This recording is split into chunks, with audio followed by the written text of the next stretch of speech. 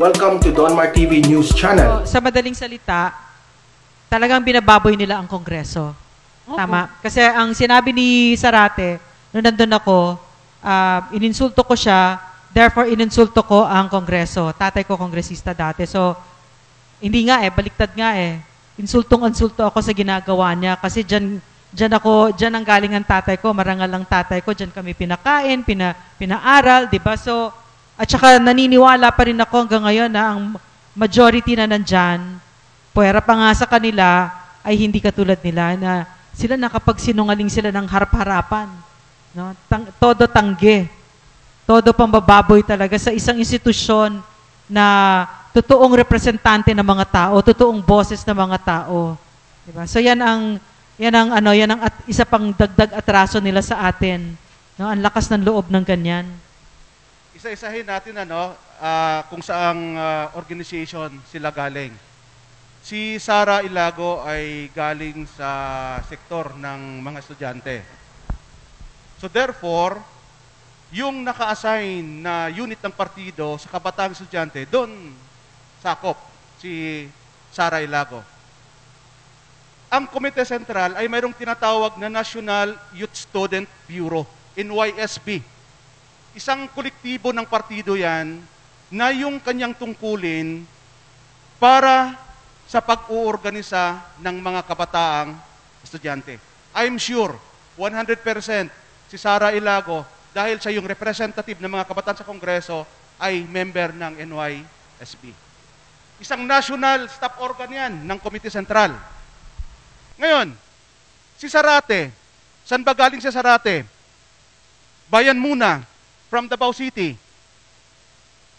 Mula sa hanay ng panggitnang puwersa, Middle Forces. And a lawyer as that, ano ba yung organization ng mga lawyer ngayon under sa bayan, in UPL? Mayroong underground organization yung in UPL Anong tawag na doon? Sa mga lawyers? Lumaban. Zarate, I'm sure, ay naging member din ng Lumaban, an underground organization of lawyers.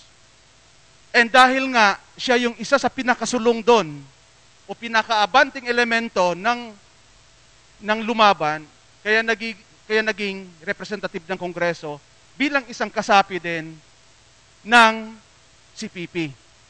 Bago siya dumating dito sa Metro Manila para gampanan yung trabaho niya bilang congressman, ay siguradong may kolektibo ng partido yan doon sa Davao City. Under yan sa Urban Committee ng Southern Mindanao Region. Yung iba, sina Castro, under ng ACT, pero national, kasi dito yan Metro Manila base yan yung ACT, yan yung legal. Yung underground nun, kaguma yon, katipunan ng mga gurong makabayan, at yung mga sulong na mga membro doon, ay nire-recruit din bilang membro ng partido. At sigurado ako, si Castro ay part din nung NUFC. Organo ng partido na naka-assign nga doon sa usapin ng eleksyon at doon sa iba pang organization na kabilang doon sa tinatawag naming Middle Forces. Sino pa ba yung nandun? Kulyamat. Si Kulyamat ay from Mindanao, particularly Surigao. She's an IP leader before siya naging congressman. Sa IP, sa Mindanao, ang tawag namin sa underground organization noon, revolutionaryong organisasyong Lumad. 100% Kulyamat ay membro doon. At dahil nga, sulong din siya yung isa sa mga pinakaabante doon, membro din ng partido. Most probably, si Kulyamat ay membro din ng Regional White Area Committee ng Northeastern Mindanao Region, na Regional Party Committee ng CPP doon sa area ng Surigao at Agusan. Sino pa yung si Brosas, Gabriela. Ang Gabriela naman, sa loob ng partido, mayroong staff organ yan eh. National Women's Bureau. Sigurado ko 100% si Brosas ay part ng National Women's Bureau ng Komite Sentral. So doon napapaloob na kolektibo ng partido si Brosas. Si Gaite, parang from Iloilo yata. From Iloilo ba si Gaite? Ang pagkakalam ko, no? Parang dating regional, kung hindi ako nagkamali, ano? Parang dating regional coordinator yata ng Bayan Muna sa Iloilo, o dating spokesperson ng Bagong Alensang Makabayan. Pag andyan ka kasi, automatically, member ka ng Regional White Area Committee. So si Gaite, kung tutungang galing siya ng Iloilo, kung hindi ako nagkamali, part din ng Regional White Area Committee ng CPP doon sa area ng Western Visayas. So yun yung mga kolektibo o organo ng partido kung saan nakakapaloob itong mga party list representative under sa Makabayan Block. Ngayon, nais ko lang din linawin kasi yung partido talagang napakagaling eh doon sa usaping pag-uorganisa nung mga selula, nung mga selda, nung mga sel ng partido. Kahit basahin yung konstitusyon ng partido, may mga provision doon na naglilinaw na yung partido ay maaring magtayo ng tinatawag na party group. At yung party group na yun ay i-assign mo sa iba't ibang organization na pinamumunuan mo. Gusto ko lang i-concretize. Ang Makabayan Block ay isang organisasyon ng iba't ibang party list. At sa loob ng Makabayan Block, batay doon sa sinabi ko kanina na provision ng konstitusyon ng CPP, sigurado akong mayroong party group na naka-assign doon. Pag sinabing party group, isang maliit na kolektiba ng CPP na naatasang mamuno sa kung ano man yung organisasyon na dapat niyang pamunuan. Sa usapin ng party list, dun yan sa loob ng Makabayan Block.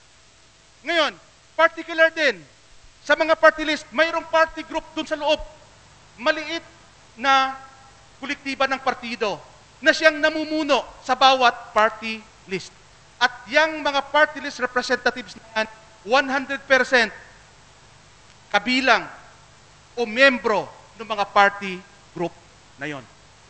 Sinisigurado ko yan kasi yan yung orientation, yan yung programa, yan yung organizational na policy ng CPP sa usapin ng pamumuno sa iba't ibang legal na mga organisasyon.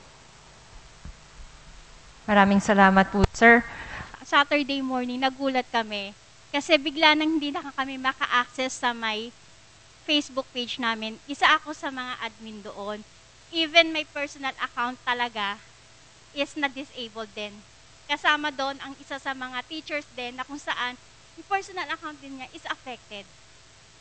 Alam mo yung FB page na yun, doon kami nag-i-spread ng awareness para ipaalam sa mga magulang through social media na ingatan ang mga anak. Kasi di ba sinasabi lagi namin, prevention is better than dead. Kailan pa ba kami kikilos kung kailan patay na mga bata, lahat ng kabataan ay mapapahamak na? Sinasabi natin ang kabataan ay pag-asa ng bayan. Pero ang mga front organizations na ito, sila ang sumisira at pumapatay sa mga kabataan. So, ang hirap kasi, ngayon hindi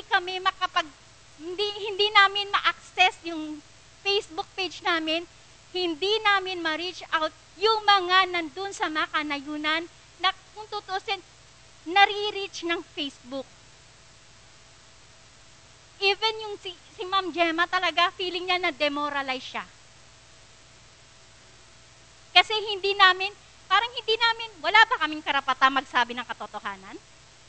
Wala ba kaming karapatan na ibahagi yung nararamdaman naming mga magulang, hinaing namin ng mga magulang, ang nais namin naming mga magulang is ingatan ang mga anak namin. Na ayaw naming maranasan ng ibang mga magulang. Is something talagang, kung kaming mga magulang is mahina, ay panghihinaan ng loob na ipagpatuloy ang laban na to dahil lang sa pagbasura sa kaso nito. Hindi po mangyayari yun. Dahil even if na mabasura yung kaso ni Ma'am Lucena sa kaso niya with AJ para mabawi si AJ, kaming mga magulang na nasa red area o ginawa yung mga anak namin na nilagay sa kabundukan ay hindi susuko. Ngayon, whatever legal matters or whatever legal issues na ginagawa namin is hintayin niya na lamang po. Yun na lamang po. Actually, ang isa nga sa dahilan at mahalagang dahilan bakit ako lumabas noong 2018 sa Kilusan ay dahil sa mga magandang nangyayari ngayon sa pamamahala ng presidente natin, no? Yung kasalukuyang administration. Ang ganda ng mga programa ng gobyerno ngayon. At sa tingin ko malaking factor to kung bakit humihina yung CPP, NPA, NDF. Kung bakit hindi lang sa usapin ng na-expose sila kung hindi talagang marami ang bumababa mula kabundukan at sumusuko sa gobyerno. Doon nga lang sa amin sa Mindanao, ang dami talaga. So patunay yon na ang CPP, NPA, NDF ay talagang nawawalan na ng suporta galing sa mga mamayan kahit doon sa mga area kung saan medyo malakas sila dati. And siguro naman hanggang dito sa Luzon, ganun din yung nangyayari at maging sa Visayas. Ang Administrasyong Duterte ay gumawa ng isang executive order na sa tingin ko napakahalaga para sa bayan ng Pilipino. Ano to? Ito yung executive order number 70 na kung saan nagkaroon, ginawa yung NTF-ELCAC, yung National Task Force para nga tapusin na yung armed conflict ng mga komunista dito sa Pilipinas. At yung paglargan ng programa ng NTF-ELCAC ay napakaganda. Maraming nagawa yung NTF-ELCAC at hanggang ngayon patuloy pa rin siya sa pagpapatupad ng mga tasks niya. Kaya nga patuloy din siyang umaani ng ang tawag nito, yung panalo, no? Umaani siya ng panalo laban dun sa CPP, NPA. Kaya nga napakalaki yung factor ng mga nagagawa ng programa ng kasalukuyang gobyerno ngayon. Pero ito siguro, igagrab ko na lang din yung opportunity kasi parang may connection to. Dahil sa nararamdaman nung kabila, dahil nga sa effectiveness ng campaign ng gobyerno sa ilalim ng NTF-ELCAC, nagmamaneuver yung CPP, NPA, NDF. Gaya na sinabi ko kanina, may nabasa akong isang article sa social media na yung NDF ay may planong makipagdialogo sa Vice Presidente ng Pilipinas. At hindi nga lang sa Vice Presidente ng Pilipinas kundi maging sa Liberal Party para kuno sa usapin ng peace negotiation kahit na mayroong pandemic. Doon sa binitiwang salita nila, base doon sa interview nila, sinasabi nila, inaayos na nila kung ano yung magiging itsura nung pakikipag-alyansa nila sa Vice Presidente at sa Liberal. Ang sabi nila, kung ma-oust daw si Presidente before 2022 o kung kaya'y magkaroon ng eleksyon, kailangang maipundar na nila yung pakikipagkaisa nila, pakikipag-alyansa nila sa Vice Presidente ng Pilipinas. Ngayon, ito naman yung tingin ng sambayanan. Ito'y isang napakalaking usapin kasi nga magiging isang national security issue ito. Kaya kami mismo, ako bilang isang kadre mula sa Partido Komunista ng Pilipinas, gusto kong ipaabot sa Vice Presidente na huwag patulan itong plano ng NDF, ng CPP-NDF. Bakit? Kasi sigurado, 100%, pag tinanggap niya ito, kung may plano man siya Hindi ko alam kung may plano siya o wala, pero kung may plano siya na tumakbo bilang presidente sa taong 2022, siguradong yung pakikipag-alyansa niya sa CPP, NPA, NDF would be a kiss of death para sa plano niya. At siguradong bibigyan niya ng pagkakataon yung CPP, NPA, NDF na makahinga, makapagpahinga at makapagpalakas muli. Kasi yun naman ang nais na gawin ng CPP eh. Sa totoo lang, ngayon, kung sa boxing pa yan, groggy na yung CPP, NPA. Naghahanap yan ng pamamaraan ngayon, paano makapagpahinga. Eh nakasilip. Eto, ang BP ng Pilipinas pwedeng maaring lapitan. Eh ngayon, kung hindi magiging alerto yung Vice President, sigurado ako na siya mismo ay maloloko din at malilin lang ng CPP, NPA, NDF. And later on, magiging malaking problema ng bansa, and if ever, kung siya man nung manalo, sigurado sasakit yung kaniyang ulo. Parang kumuha siya ng bato at ipinukpok sa kaniyang ulo. O kaya, ang mangyayari ay parang nag-aalaga siya ng isang leon na anytime pwede siyang lapain. Kaya nga pinapaabot namin sa Vice President, huwag patulan ito kasi ito ay isang maliwanag na panli din lang. Yung ginagawa ng CPP, NPA, NDF dito sa usapin na to.